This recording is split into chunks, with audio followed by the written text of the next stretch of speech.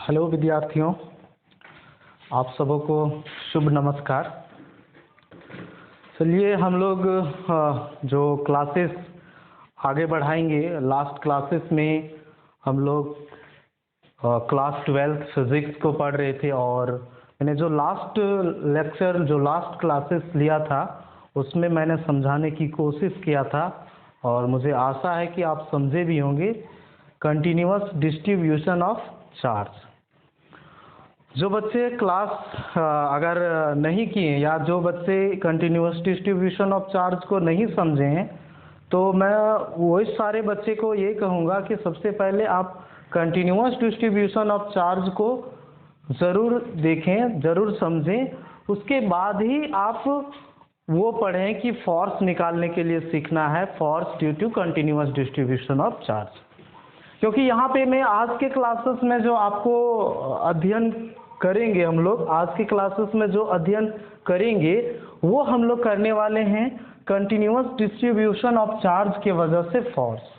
Means आपको find out करना है, you have to find out the force due to continuous distribution of charge. And you know that there are basically three types of continuous distribution of charge: one-dimensional distribution of charge, two-dimensional distribution of charge, and three-dimensional distribution of charge. One-dimensional distribution of charge is called linear charge distribution, and two-dimensional distribution of charge is called surface charge distribution, and three-dimensional charge distribution is called volume charge distribution. So at first we will study force due to linear charge distribution. सबसे पहले हम लोग पढ़ेंगे linear charge distribution के वजह से force। तो इसका इम्पोर्टेंस मैंने लास्ट क्लासेस में जब कंटिन्यूअस डिस्ट्रीब्यूशन ऑफ चार्ज समझाया था तो मैं वहाँ पे थोड़ा सा समझाने की कोशिश किया था ये कि कंटिन्यूअस डिस्ट्रीब्यूशन का इम्पोर्टेंस क्या है। मैंने बताया था कि कोई जैसे कि फोर्स जब हम कोई बॉडी पे निकालते हैं, फोर्स चार्ज की वजह से अगर आता है तो कब आता है। यहाँ पे जो हम लोग कूलम्ब्स लॉ पढ़े हैं वो 2 पॉइंट चार्जेस की बात करते हैं। 2 पॉइंट चार्ज बॉडी होता है और ये अगर सपोज दैट इसको ये बोलते हैं, इसको बी बोलते हैं, तो force on B due to ये कह सकते हैं या फोर्स ऑन ये ड्यू टू बी। तो ये दोनों बॉडी दोनों चार्ज पार्टिकल कैसा होता था, पॉइंट चार्जेस होता था। अब यहाँ पे जो हम लोग पढ़ेंगे, यहाँ पे एक बॉडी बड़ी होगी, मीन्स बड़ा बॉडी होगा, पॉइंट चार्जेस नहीं होगा। मीन्स जैसे लीनियर चार्ज डिस्ट्रीब्यूशन करेंगे कंटिन्यूअसली तो कहने का मतलब लेंथ में पूरा चार्ज होगा, तो एक कोई छोटी बॉडी तो होगा नहीं, पॉइंट मासेस होगा नहीं, इसको पॉइंट ऑब्जेक्ट जैसा बिहेव हम लोग नहीं करेंगे। तो इस बॉडी के वजह से कोई दूसरे चार्ज पार्टिकल पे फोर्स एक्सपीरियंस करना है, तो कैसे निकालेंगे उसी चीज़ को यहाँ पे सीखेंगे। जो कंटिन्यूअस डिस्ट्रीब्यूशन का कंसेप्ट मैंने समझाया और यहाँ पे मैं एप्लीकेशन हम लोग समझेंगे।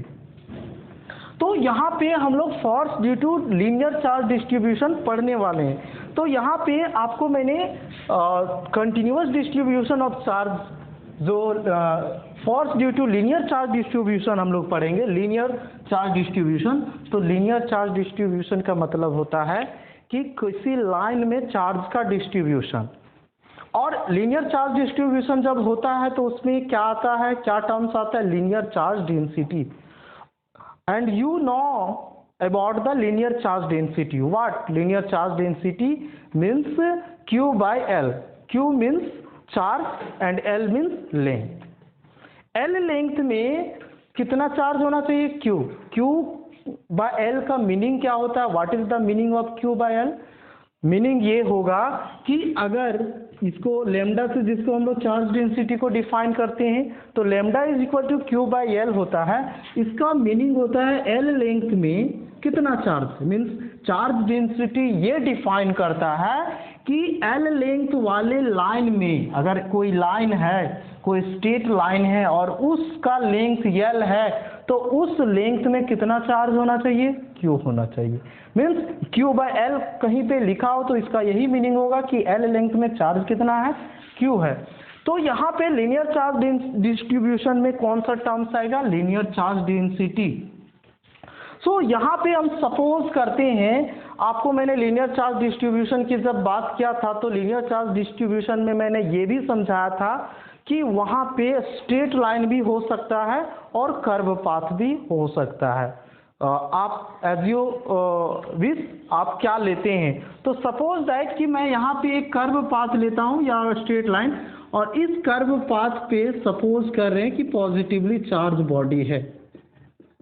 ओके, अब इस चार्ज डिस्ट्रीब्यूशन के वजह से due to this linear charge distribution एक पॉइंट चार्ज मैं यहाँ पे ले रहा हूँ Q नॉट। ओके, क्या ले रहा हूँ Q नॉट, और इस Q नॉट पे आपको क्या करना है, फोर्स का एक्सपीरियंस करना है, means force on Q not due to linear charge distribution. Okay, so यहाँ पे हम सपोज कर रहे हैं, अब देखिए यहाँ पे किसी तरह का नहीं है, यहाँ पे हम लोग इसको ये लिंक में, ये दोनों के बीच का लिंक, अब यहाँ पे हम लोग क्या करेंगे, एक वेक्टर हम लोग क्या बोल सकते हैं उसको, वेक्टर फॉर्म में रखेंगे इसको, और यहाँ पे रेक्टेंगुलर कोऑर्डिनेट सिस्टम में इसको रखते हैं। तो सपोज दैट कि रेक्टेंगुलर कोऑर्डिनेट सिस्टम यहाँ पे हम ले रहे हैं, और इस रेक्टेंगुलर कोऑर्डिनेट सिस्टम से में अगर हम लोग बात करेंगे, ऐसे भी आप रेक्टेंगुलर कोऑर्डिनेट सिस्टम क्यों लेते हैं, इसलिए लेते हैं क्योंकि ये बताता है कि ओरिजिन इसका यहाँ है, ओरिजिन से ये डिस्टेंस कितने पे है, इसका क्या पोजीशन है इस लीनियर चार्ज डिस्ट्रीब्यूशन का, और इस ओरिजिन से ये चार्ज का क्या पोजीशन है, क्या कोऑर्डिनेट है, वो बताता है, पोजीशन वेक्टर को रिप्रेजेंट करता है। तो सपोज दैट कि मैंने ये रेक्टेंगुलर कोऑर्डिनेट सिस्टम लिया, ये एक्स एक्सिस है, ये वाई एक्सिस है, ये ओरिजिन है, और इस ओरिजिन से ये लीनियर चार्ज डिस्ट्रीब्यूशन जो किया, वो चार्ज लीनियरली चार्ज बॉडी जो है, यहाँ से मैं इसका नाम दे देता हूँ आर डैश। ओके, और मैं यहाँ से नाम दे देता हूँ इसका आर। ये दो पोजीशन वेक्टर मैंने लिया लीनियर चार्ज डिस्ट्रीब्यूशन के लिए, यहाँ पे आर डैश वेक्टर मैंने लिया है, आप जो भी ले सकते हैं, आपका मर्जी, आपका चलेगा, आप जो भी ले सकते हैं, लेकिन मैं यहाँ पे आर डैश ले रहा हूँ, यहाँ पे आर ले रहा हूँ। अब देखिए हमको ये पूरे चार्ज डिस्ट्रीब्यूशन में के वजह से यहाँ पे फोर्स एक्सपीरियंस करवाना है। अब यहाँ पे आप कैसे निकालेंगे, हम सिर्फ इस पॉइंट में यहाँ पे लिया, तो सबसे पहले क्या करेंगे कि किसी इंस्टेंट में इस चार्ज डिस्ट्रीब्यूशन को कट करेंगे। जैसे देखिए, आप जब एक छोटा सा एग्जाम्पल, हम बहुत बार इस चीज़ को बताते हैं बच्चे लोगों को, और बताए भी हैं, जो बच्चे क्लासेस करते हैं रेगुलर, वो मैं बताता हूँ। जैसे कि आप जब कभी आपको ज़्यादा कुछ मिलेगा, जैसे आप पूरा बच्चा में जब होंगे, बच्चा में आपको, जैसे मुझे ऐसा किया जाता था बचपन पे, छोटे जब बहुत था, तो मैं खाना अगर नहीं खाने का रहता था तो घर वाले लोग, मम्मी पापा कैसे खिलाते थे, वो टुकड़े टुकड़े में बांटता था। वो क्या करता था, एक थाली में मान लिया जाए चावल है, अब इसको खिलाना है, अब हम नहीं खा रहे हैं, तो क्या करता है कि इसको 10 भागों में मान लो छोटे छोटे पार्ट में बांट दिया। अब उसके बाद इसका नाम दे दिया, ये मम्मी का है, ये पापा का है, ये मामा का है, ये भैया का है, ये दीदी का है, इस तरह कर करके इसको बांट के बोला कि अगर नहीं खाओगे तो उसको दे देंगे। तो क्या होता था, लालच के वजह से हम खा जाते थे, और ऐसा होता है। तो छोटे छोटे पार्ट में बांट के छोटे छोटे, अब इतना है सबको छोटे छोटे पार्ट में बांट दिया। अब छोटी चीज़ को पढ़ना, थोड़ा समझना, वो मेरे लिए इजी हो जाता था, आसान। अब हमको लगने लगता था अच्छा, इसलिए भी खाना भी खा लेते थे।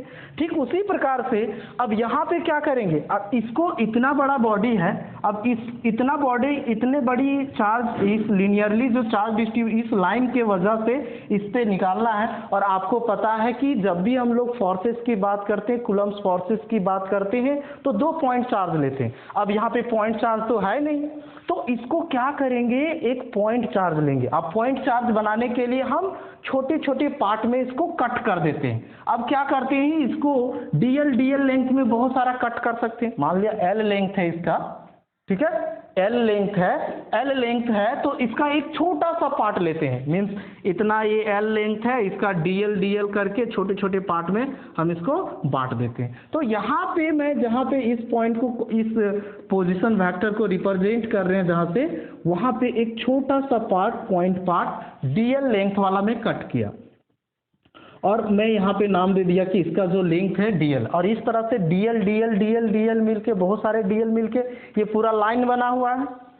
अब इस dl को, अब यहाँ पे मैं सपोज कर रहा हूँ कि यहाँ पे हो सकता है dq चार्ज है। अगर इसका मान लिया जाए ये लीनियर चार्ज डेंसिटी लैम्डा दिया हो और इसका जो यहाँ वाले पार्ट का dl लेंथ है, तो यहाँ का इस पार्ट का dl लेंथ में कितना चार्ज होगा वो हम लोग इजीली फाइंड आउट कर लेंगे। वो क्या लिखेंगे, dq इज इक्वल टू, मान लो क्या लिखेंगे, लैम्डा इंटू dl, है ना।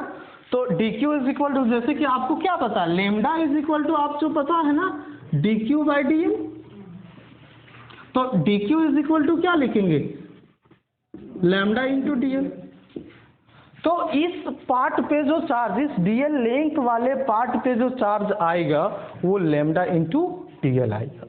ओके, तो अब इसमें, अब इसके वजह से हम इस पे फोर्स एक्सपीरियंस कर सकते हैं। तो सपोज दैट इस पे आप फोर्स एक्सपीरियंस करना है, तो मान लो कि इस छोटे से पार्ट के लिए इस पे फोर्स एक्सपीरियंस कर रहे हैं, पूरे पार्ट के लिए नहीं। तो मान लेते हैं कि यहाँ पे जो फोर्स आएगा वो dF आएगा। ठीक है, आप डिफरेंशिएशन पढ़े हैं ना, तो डिफरेंशिएशन क्या बताता है, डी, अगर वर्ड हम लोग dy बाई dx यूज करते हैं, तो ये dy इस इक्वेशन का एक छोटा सा पार्ट्स को रिप्रेजेंट करने की कोशिश करता है, रिप्रेजेंट करता है। तो इसी तरह से df टर्म लिया, तो ये बता रहा है कि इस dq वाले चार्ज के वजह से यहाँ पे Q नॉट पे फोर्स जो आएगा वो dF आएगा। क्या आएगा, वो dF आएगा। अब देखिए, अब dF, ये भी dF, अब d आ गया तो ये कुछ दूसरा नहीं बन गया, dF मतलब फोर्स ही है। जैसे फोर्स F लिखते हैं तो उससे पहले हम लोग dF, d जब कभी भी फिजिक्स में, यहाँ पे मैथमेटिक्स में यूज करते हैं तो ये बताता है कि इस F का एक छोटा सा भाग, मतलब अगर मान लो एक बड़ा सा 100 न्यूटन फोर्स है तो इसका छोटा सा पार्ट मान लो 0.1 न्यूटन है। ठीक है, तो उसी तरह से dF को रिप्रेजेंट यहाँ पे मैं कर रहा हूँ। अब यहाँ पे अगर dF का वैल्यू अगर लिखना चाहेंगे, dF क्या है, फोर्स है। अब फोर्स का वैल्यू क्या होता है, फोर्स का वैल्यू सिंपल सा फॉर्मूला आप जानते हैं, कूलम्ब्स फोर्सेस कितना होता है, 1/4 pi epsilon not Q1 Q2 by r square, basic formula है। तो dF का भी वैल्यू यहाँ पे क्या लिखेंगे, 1/4 pi epsilon not Q1 Q2। अब Q1 Q2 में क्या लिखेंगे, यहाँ पे Q1 Q2, यहाँ पे Q नॉट है, और यहाँ पे अगर इसको Q1 बोलते हैं तो इसको Q2 बोलेंगे। Q2 किसको बोलेंगे, dQ को, dQ पार्ट वाले को। तो यहाँ पे हम लोग क्या क्या यूज करेंगे, dQ into Q not by r square. अब इसको अगर वेक्टर फॉर्म में लिख रहे हैं तो वेक्टर फॉर्म में मैंने लिख के बताया था, यहाँ पे r वेक्टर बाय, यहाँ पे था r3 मैग्नीट्यूड का r पावर 3। अब इसको पोजीशन वेक्टर में है ना यहाँ पे, अब पोजीशन वेक्टर में इसको बदलना पड़ेगा। तो यहाँ पे पोजीशन वेक्टर कौन सा लेंगे, ये वाला, इसका ये डिस्प्लेसमेंट वेक्टर हो जाएगा। ये पोजीशन वेक्टर है तो इसका डिस्प्लेसमेंट वेक्टर क्या होगा, ये आपको फाइंड आउट करना होगा। तो इस फोर्स का डायरेक्शन इधर है तो इसका वैल्यू हम लोग निकालेंगे। तो बहुत ही सिंपल है, आप एडिशन वेक्टर के माध्यम से निकाल सकते हैं कि इसका वैल्यू क्या होगा। सिंपल सा, अगर ये दोनों सेम डायरेक्शन में है, r डैश प्लस, इसको मान लो क्या, ये इसका नाम दे देते हैं, इसका नाम b दे देते हैं, तो r डैश प्लस ये भी vector is equal to r vector, इसके बराबर आएगा। तो ये भी वेक्टर इज इक्वल टू क्या लिखेंगे, r vector minus r dash vector. So here we can write what, r vector minus r dash vector. So r vector minus r dash vector का whole power 3, और यहाँ पे vector form में हम लोग लिखेंगे r vector minus r dash vector. Okay, कोई problem नहीं होना चाहिए। अब ये dF का वैल्यू आया। अब यहाँ पे आपको मैंने बताया कि dQ का वैल्यू क्या होता है, लैम्डा इंटू dl।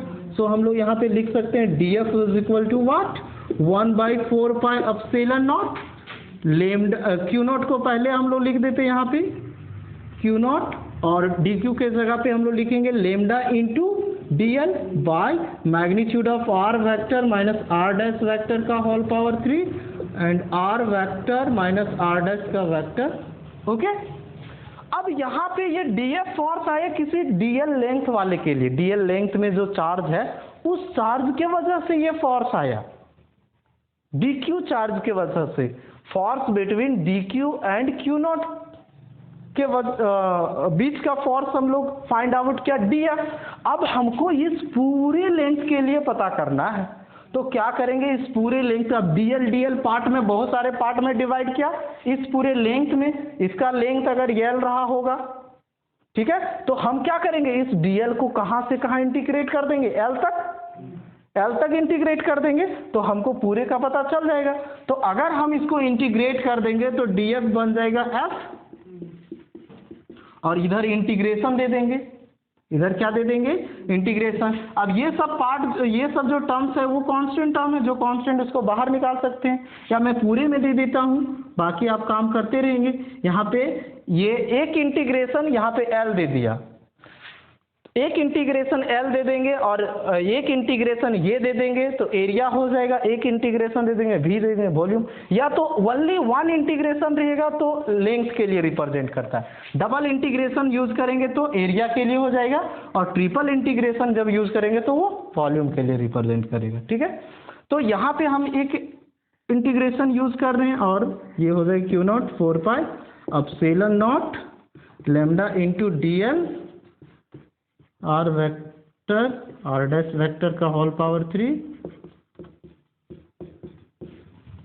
ये आपका फोर्स निकल गया, समझ गए।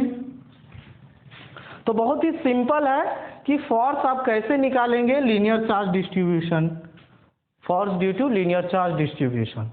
सिमिलरली आप चाहेंगे तो फोर्स ड्यू टू क्या निकाल सकते हैं, ये लीनियर के जगह पे क्या कर देंगे, सरफेस चार्ज डिस्ट्रीब्यूशन, क्या करेंगे, सरफेस चार्ज डिस्ट्रीब्यूशन। तो मुझे आशा है कि आपको समझ में आ गया होगा। अब नेक्स्ट हम लोग चलते हैं सरफेस चार्ज डिस्ट्रीब्यूशन पे, क्या, सरफेस चार्ज डिस्ट्रीब्यूशन पे। तो सरफेस चार्ज डिस्ट्रीब्यूशन में भी सिंपल है, यहाँ पे मैं क्या कर रहा हूँ, एक सरफेस ले रहा हूँ, एक सरफेस ले रहा हूँ, यहाँ पे एक प्लेन ले रहा हूं जिस पे चार्ज है। अब इस छोटे से पार्ट पे मैं क्या किया, कट किया, यहां पे एक छोटा सा एरिया को कट किया, उसका नाम दे देंगे क्या, डीए, सपोज दैट। तो डीए, अब यहां पे अगर लेमडा का डेफिनेशन करेंगे तो क्या आ जाएगा, डी क्यू बाई डीए, तो d q is equal to क्या हो जाएगा, लेमडा इंटू डीए। सिमिलरली अब यहाँ पे भी फोर्स वही होगा, सिर्फ यहाँ पे चार्ज का वैल्यू बदल जाएगा, लेमडा इंटू डीए, कहीं कहीं एफ भी यूज होता है, कोई दिक्कत नहीं है, तो लेमडा इंटू यहाँ पे हो जाएगा डीए। अब उसके लिए यहाँ पे इंटीग्रेशन, डबल इंटीग्रेशन यूज कर देंगे, तो ये आपका हो जाएगा इसके लिए डीए, ओके। इसी तरह से आप वॉल्यूम चार्ज डिस्ट्रीब्यूशन के लिए भी बात कर सकते हैं। तो आपको मैं वॉल्यूम चार्ज डिस्ट्रीब्यूशन के लिए आपको मैं होमवर्क दे दे रहा हूँ, वही सेम टू सेम है, आप वॉल्यूम चार्ज डिस्ट्रीब्यूशन के लिए आप बना लीजिएगा, ओके। तो इस प्रकार से ये आपका मीन्स यहाँ तक का जो पार्ट है, देखिए मैंने आपको अभी तक जो मैं पढ़ाया, थोड़ा सा मैं इसके बारे में थोड़ा सा चर्चा कर लेते हैं, और बहुत सारे बच्चे लोगों को कुछ प्रॉब्लम है तो उससे मैं भी इसमें आपको बात कर लेता हूँ इस क्लासेस में, तो जल्दी से आप नोट कर लीजिए। जैसे कि अभी तक मैंने जो पढ़ाया आपको जो क्लास आप लोग जो सीखे अभी तक, वो मैंने आपको बताया कूलम्ब्स लॉ के बेसिस पे, कूलम्ब्स फोर्सेस, मीन्स इसको हम लोग इलेक्ट्रोस्टैटिक्स का एक पार्ट, मैंने एक चैप्टर कह सकते हैं, इलेक्ट्रोस्टैटिक्स अगर यूनिट 1 है तो उसका एक चैप्टर मैंने कंप्लीट किया, कूलम्ब्स लॉ वाला, जो कूलम्ब्स लॉ से जितने सारे टर्म्स बनता है, कूलम्ब्स फोर्सेस के बेसिस पे जितने सारे कंसेप्ट हुआ, चार्ज क्या होता है, कूलम्ब्स लॉ क्या है, प्रिंसिपल ऑफ सुपरपोजिशन क्या है, ठीक है, चार्ज का प्रॉपर्टी आप लोगों ने समझा, चार्ज का टाइप समझा, ये सारा चीज़ कवर मैंने किया, और ए टू जेड मैंने आपको पूरी तरह से समाप्त कर दिया है। और इससे रिलेटेड मैंने क्वेश्चन भी लास्ट क्लासेस में कूलम्ब्स लॉ के बेसिस पे एंड प्रिंसिपल ऑफ सुपरपोजिशन के बेसिस पे मैंने क्वेश्चन भी करवाया, तो वो भी आपका क्लियर है। मैं यही कहूँगा, देखिए आप लोगों से मैं यही कहूँगा स्टूडेंट से कि आप जो भी चीज़ देख रहे हैं या जो भी चीज़ आप सीख रहे हैं, तो आप एक एक करके, जो चीज़ आप नहीं समझे उससे पहले वाला देखिए, एक एक करके देखिए। आप कभी भी छलांग मत मारिए। जैसे हम जो क्लासेस ले रहे हैं, कुछ बच्चे क्या करते हैं, क्लासेस को मीन्स स्किप कर करके देखते होंगे, हो सकता है, तो वैसा ना करें। जैसे कि आप अगर कहीं पे आपका घर पे एक मान लिया छत पे जाना है, तो छत से आपको सीढ़ी पे नीचे से आपको छत पे पहुंचना है, तो छत से पहुंचने के लिए पहला सीढ़ी से आप डायरेक्ट फोर्थ सीढ़ी पे तो नहीं पहुंचेंगे, तो आपको पहला सीढ़ी पे जाना पड़ेगा, तब दूसरे, तब तीसरे स्टेयर, तब फोर्थ स्टेयर, तब जाके छत पे हो सकता है जा सकते हैं। अगर आप इसको स्किप करते हैं तो क्या होगा बताइए? आप स्किप करते हैं, स्किप करना मतलब क्या है कि पहला से डायरेक्ट आप तीसरा में आना चाहते हैं, तो हो सकता है कि अगर छत जा रहे हैं तो आप उछल के जाएंगे, हो सकता है आप उछल नहीं पाए तो आप यहाँ गिर गए, और वो गिरेंगे तो पैर हाथ टूटेगा। ठीक उसी प्रकार से अगर आप फिजिक्स में भी, आज कोई भी सब्जेक्ट में भी स्किप करते हैं तो आपका पैर हाथ, फिजिक्स का पैर हाथ टूट सकता है। मेरा कहने का मतलब ये कि आपको नहीं समझ में आएगा। तो मेरा कंक्लूजन ये है, स्पष्ट तरीके से मैं ये कहूँगा आपको कि आप एक करके क्लासेस को पूरी तरह से पढ़ें, स्टेप बाय स्टेप, 1 बाय 1 करके पढ़ें, उसको नोट्स भी बनाते जाएं और पढ़ते जाएं, और जो भी क्वेश्चन दिया जा रहा है उसको ज़रूर सॉल्व करें। ऐसा नहीं कि आप आनाकानी करके। और एक बात और भी बोलूँगा, कुछ बच्चे लोग जो बोलते हैं कि एग्ज़ाम से रिलेटेड, और जो आपका बोर्ड एग्ज़ाम की बात करूँगा, चाहे कोई भी बोर्ड एग्ज़ाम हो, हर एक बोर्ड एग्ज़ाम आपका समय पे ही होगा। बच्चे लोग सतर्क हो जाएं। ऐसा ना कि आप सोच रहे होंगे कि अरे इस बार तो अभी तो लॉकडाउन चल रहा है तो इस बार हो सकता है एग्ज़ाम नहीं होगा, तो ऐसा बात नहीं है। एग्ज़ाम तो होना ही है, थोड़ा सा हो सकता है 1 महीना लेट हो जाए, 2 महीना लेट हो जाए, लेकिन एग्ज़ाम होगा ही। और आप जितना भी एग्ज़ाम किसी का छूटा है, जैसे कोई भी बोर्ड, चाहे कोई भी तरह का एग्ज़ाम हो, जैसे ग्रेजुएशन का, सारा का अब धीरे धीरे रूटीन भी निकल रहा है, तो इसलिए आप इसमें ऐसा ना करें। और मैं यही कहूँगा कि आप लोग क्लासेस को मीन्स अभी लॉकडाउन चल रहा है तो ऐसा नहीं कि आराम से सो जाइए, अरे अभी तो कुछ भी नहीं पढ़ रहे हैं, तो ऐसा भी नहीं करना है। लगातार कंटिन्यू पढ़ाई को बनाए रखें, अपना स्टडी को, सेल्फ स्टडी को बनाए रखें, अन्यथा आपके लिए बहुत भारी पड़ सकता है। अगर सरकार तुरंत नोटिस निकाला, अभी देखिए आपका ये क्या पूरी तरह से मई खत्म होने वाला है ना, तो खत्म हो जाएगा मई, जून आ जाएगा, फिर आपके पास जून, अगस्त, उसके बाद समय बीतने में देर नहीं है। फिर उधर पर्व त्यौहार जो स्टार्ट होगा तो उसमें मस्ती में फिर गुल हो जाइएगा, हो सकता है। तो ऐसा टाइम खत्म होगा तो पता नहीं चलेगा कि मेरा समय कब चला गया, और अचानक फिर एग्ज़ाम होने लगेगा, मार्च में हो सकता है, फरवरी में, मार्च में। तो इसलिए आप पढ़ते रहें और सोए ना, पढ़ते रहें, ज़्यादा अच्छा रहेगा, ताकि आपका स्टडी मीन्स मेरा कहने का मतलब यही कि आप स्टडी को बनाए रखें, उसको छोड़े ना। जो भी चीज़ आपको पढ़ाया जा रहा है, जहाँ से भी आपका सोर्सेस है, जिस तरह का भी सोर्सेस है, आप कोशिश करें उस सोर्सेस को फ़ायदा उठाने का और उससे पढ़ते रहें, ताकि आपको किसी तरह का कोई भी दिक्कत ना हो। अब नेक्स्ट हम लोग टॉपिक पे, यहाँ तक ये पहला चैप्टर मैंने कूलम्ब्स फोर्स का एक चैप्टर, इलेक्ट्रोस्टैटिक्स का पहला चैप्टर अगर बोलेंगे कूलम्ब्स लॉ या कूलम्ब्स फोर्स बोल सकते हैं, तो वो चैप्टर आपका कंप्लीट हो गया। नेक्स्ट क्लासेस में हम लोग बात करेंगे इलेक्ट्रिक फील्ड, ये चैप्टर स्टार्ट करेंगे, और ये बहुत ही अच्छा मज़ेदार चीज़ है।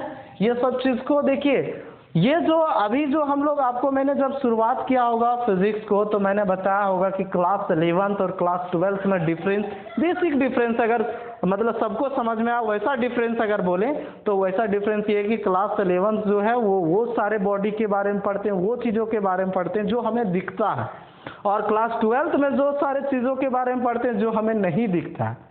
मीन्स यहाँ पे इमेजिनेशन पे बेस्ड है। अभी तक मैंने आपको कोई चीज़ दिखाया नहीं होगा कि चार्ज कहाँ दिख रहा है, क्या नहीं दिख रहा होगा, चार्ज पढ़ रहे हैं तो नहीं दिख रहा होगा, लेकिन आप क्लास 11th में पढ़ते होंगे तो ऑब्जेक्ट की बात बोला जाता होगा कि एक बस है वो चल रही है, तो बस को देख सकते हैं, बस को समझ सकते हैं कि चल रही है, मतलब वो आपको दिखता है समझ लीजिए। लेकिन यहाँ पे चार्ज को नहीं देख रहे हैं, चार्ज से ही सारा चीज़ अभी तक बना। अब उसके बाद इलेक्ट्रिक फील्ड आएगा तो यदि फील्ड को भी नहीं देख पाएंगे, इलेक्ट्रिक फील्ड को भी आप उसको समझना होगा, इमेजिनेशन करना पड़ेगा। तो इमेजिनेशन आपको डेवलप करना है, और ये चीज़ तभी पॉसिबल है जब हर एक क्लासेस को आप पूरी तरह से कम्प्लीटली आप समझेंगे, अन्यथा आपको समझ में नहीं आएगा। स्किप कर करके अगर देखते हैं तो आप समझते हैं, या कोई भी लेक्चर को आप छोड़ देते हैं। इसलिए रेगुलरली आप क्लास को कीजिए, और नेक्स्ट क्लासेस में हम इलेक्ट्रिक फील्ड को पढ़ाएंगे। आज के लिए बस इतना ही, नेक्स्ट डे हम लोग फिर मिलेंगे। इतना ही, बस खुश रहिए, मस्त रहिए।